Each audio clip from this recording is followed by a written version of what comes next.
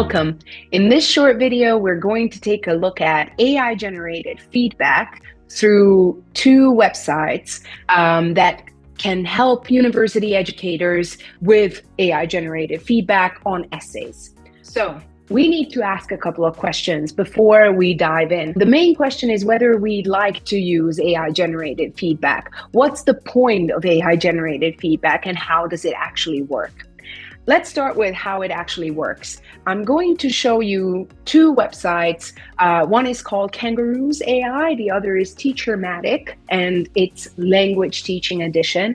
And basically, they both offer AI-generated or AI-assisted. For that, we need to upload a rubric. We can generate a rubric or we can upload our custom rubric that is going to be used to assess the essay.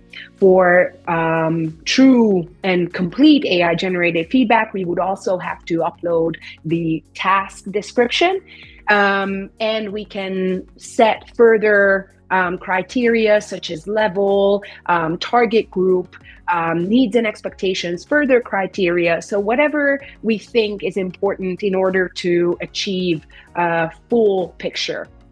In order to understand what actually happens, we need to understand what a simple AI chatbot would do and what these websites are capable of doing. A simple AI chatbot would also be able to assess or evaluate an uploaded essay based on an uploaded rubric. However, since it generates its response based on statistical probability, there's a high chance that whenever we regenerate the feedback, it's going to be something else. There might be fixed patterns, certain things that are true. However, if we rely on scores, AI-generated scores, there's the danger that every time we regenerate, there's going to be a different number. The text evaluation is probably going to be more or less the same. Still, there might be differences. However, if we use other websites that use some kind or that build on some kind of standardization, what they can offer is some kind of stability.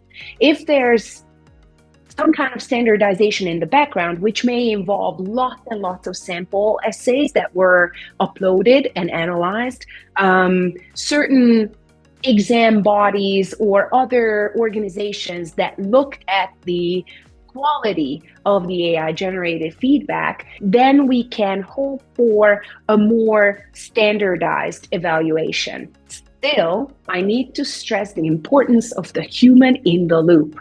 What does that actually mean? The human in the loop is the human, us educators, who need to check the AI-generated feedback before it gets to the student. There might be discrepancies, inconsistencies, outright mistakes. So it's very, very important to have a close look at the AI-generated feedback and check whether it is consistent with what we'd like to send to our students. Still, it can speed up the process because most of these websites allow us to bulk upload, and that's one of their biggest features, that once we set the assignment, we describe the task, we uploaded the rubric, then we can bulk upload student works. And that allows the teacher to generate feedback much more quickly. They just need to check for consistency, for correctness, and then students can get detailed feedback. Also, these AI-generated feedback reports are mostly more detailed than what a human teacher can produce. They sometimes include action points and further activities to act on those action points. So basically, they can offer some proper, not just feedback, but feed forward, because the student can get these personalized practice activities that can help them work on their weak points. Nevertheless, there's something to bear in mind when we want to work with AI generated feedback, a piece of research conducted by Morris and Mays in 2026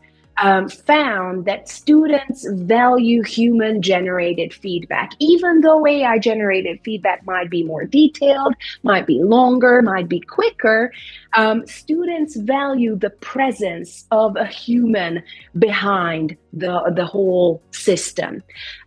This is something to bear in mind when we'd like to automate our feedback process and our assignments, that students still value our humanness. So it could be a good idea to spice up our AI generated feedback chain with some human generated feedback as well, in the form of audio messages, video feedback, or some personal notes, just to make our students feel valued. And one final thing worth mentioning is that some of these websites mention that they can detect AI use, detect so-called AI plagiarism. In a nutshell, what I can basically say is that be careful with these AI detection tools. Even though they might give you a percentage, they might give you a score, they are highly unreliable. You can always find this sort of thing mentioned in small print. Don't take their word for granted, even if they are advertised on these websites.